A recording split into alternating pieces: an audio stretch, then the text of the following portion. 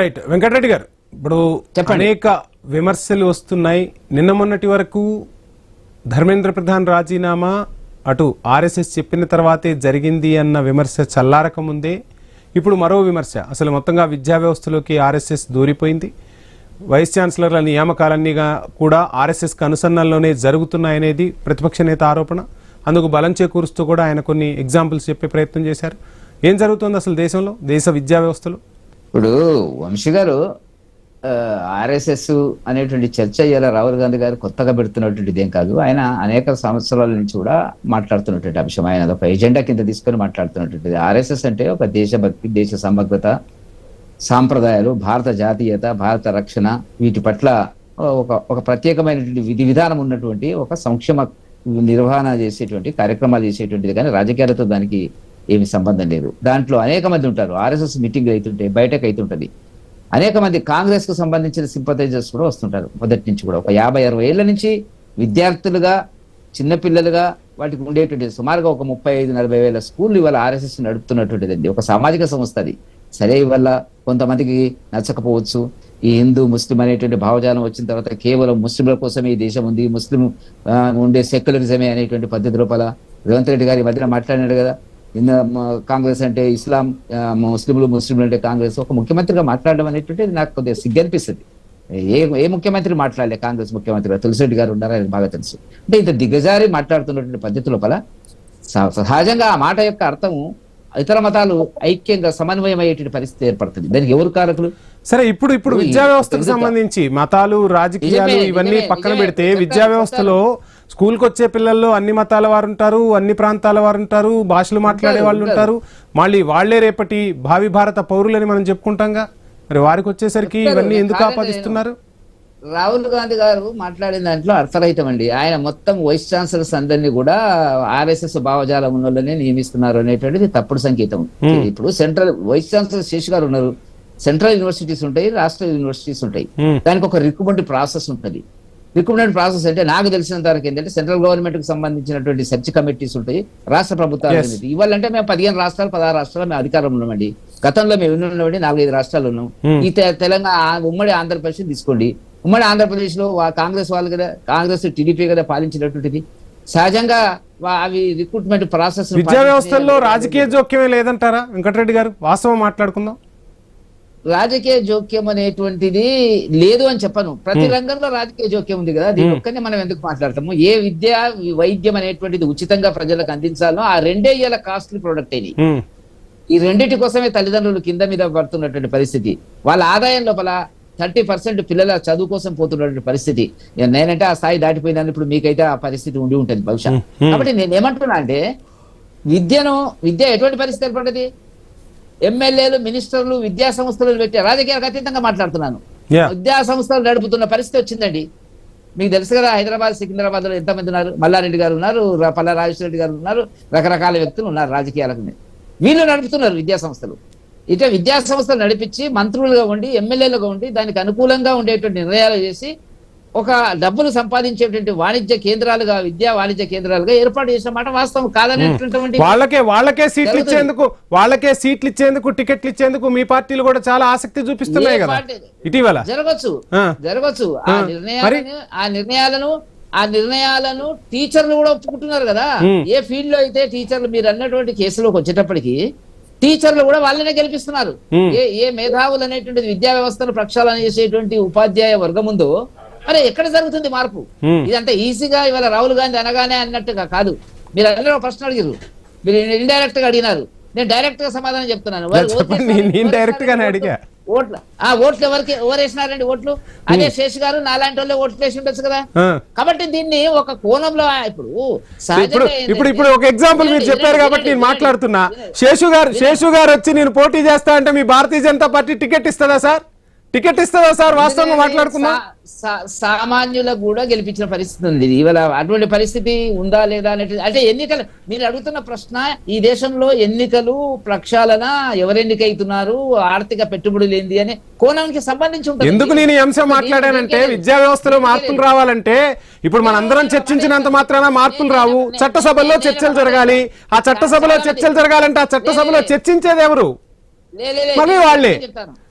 సాధారణంగా graduates constituency నుంచి teachers constituency నుంచి ఒక వర్గం వాళ్ళే ఎన్నికైతున్న మాట నేను రాజకీయాలకు అతీతంగా మాట్లాడతాను.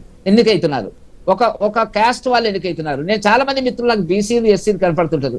ఏమయ్యా ఎందుకు వాళ్ళే ఎందుకు కావాలి? మీ ఓటు మీరు వేసుకోరు కదా, మీరు కదా మెజార్టీ ఉన్నది 60% అంటే వాళ్ళు వేసుకోరు. సమస్య ఏంటంటే 60% బీసీలు ఉన్నారు, ఎస్సీలు ఉన్నారు. వాళ్ళ ఓటు వాళ్ళకి వేసుకుంటే వాళ్ళ సామాజిక వర్గం నుంచి వచ్చినటువంటి ఒక ప్రొఫెసర్ గెలిపించుకునే పరిస్థితి లేదు కదా. నేను అంటున్నది ఏంటంటే మీరు అడిగిన ప్రశ్న చాలా చైతన్యవంతమైన ప్రశ్న.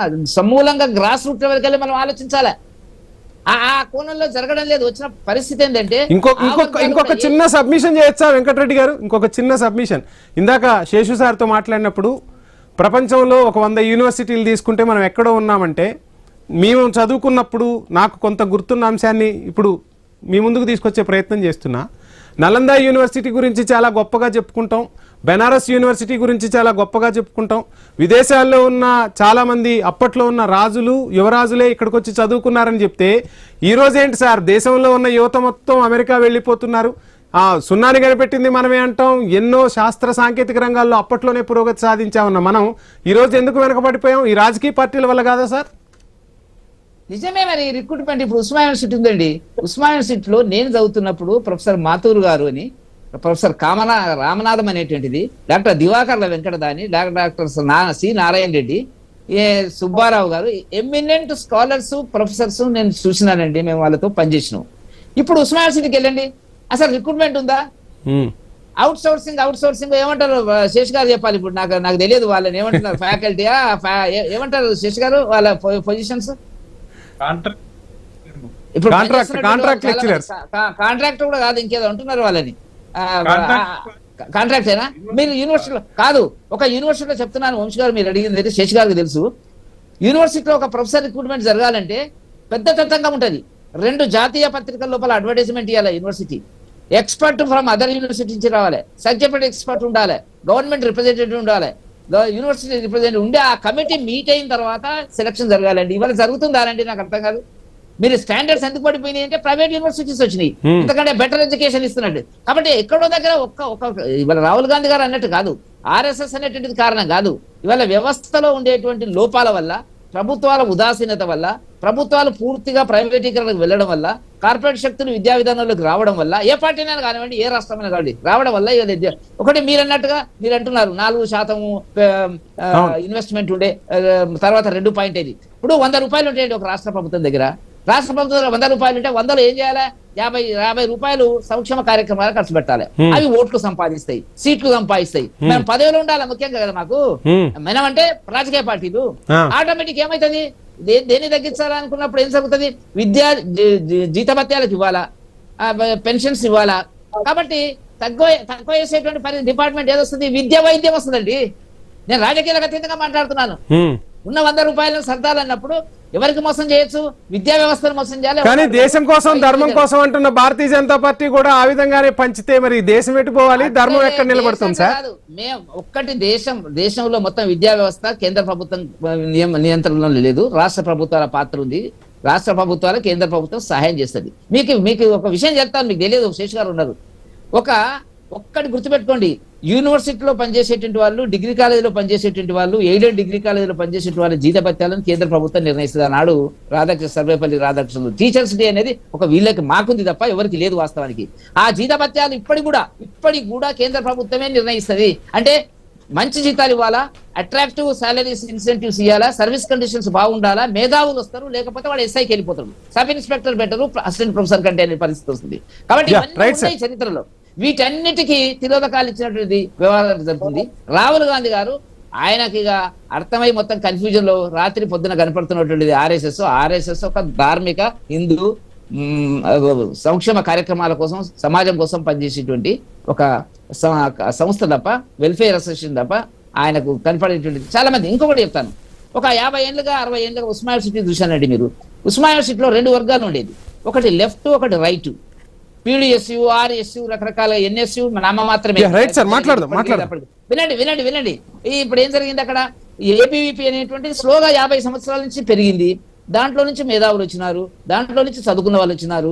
వాళ్ళు కనపడచ్చు రిక్రూట్మెంట్ లో. తప్పేముందండి అక్కడ? దాన్ని పట్టుకొని మీరు రాహుల్ గాంధీ గారు కాషాయీకరణ జరిగింది అనేటువంటి పద్ధతి లోపల ఇవాళ దేశం ప్రజలు ఆమోదిస్తున్నారు. భారతీయ జనతా పార్టీ గెలిపించడానికి ఇవన్నీ మనకు ఉండేటువంటి ఆచారాలు, మనకు ఉండేటువంటి సనాతన ధర్మాలు, మనకు ఉండేటువంటి విశ్వాసాలు, మనకు ఉండేటువంటి పురాణ గాథల్లో ఉండేటువంటి నీతి నియమాలు ఇవన్నీ కూడా ముందుకు తీసుకుపోతాయి కదా. ఏ దేశానికి ఉండదు ఇట్లా, ఒక భారతదేశానికి ఉంటుంది. కాబట్టి ఆ కోణంలో వాళ్ళు ఎన్నికల కోణం లోపల మనం గెలవలేకపోతున్నాం అని ఒక నిరాశ లోపల ఆర్ఎస్ఎస్ మీద చేసేటువంటి విమర్శలు అనేటువంటిది ప్రజలు అంగీకరించారు. చూద్దాం ఏం జరగబోతుందో చూద్దాం. ఆర్ఎస్ఎస్ చీఫ్ మోహన్ భగవత్ కూడా యువతకు సంబంధించి కీలక వ్యాఖ్యలు చేశారు కాబట్టి రాబోయే రోజుల్లో ఎటువంటి పరిణామాలు ఉండబోతున్నాయి చూద్దాం. తులసిరెడ్డి గారు, అంటే విద్యా వ్యవస్థకు సంబంధించి ఇందాక మీరు చెప్పినట్టుగా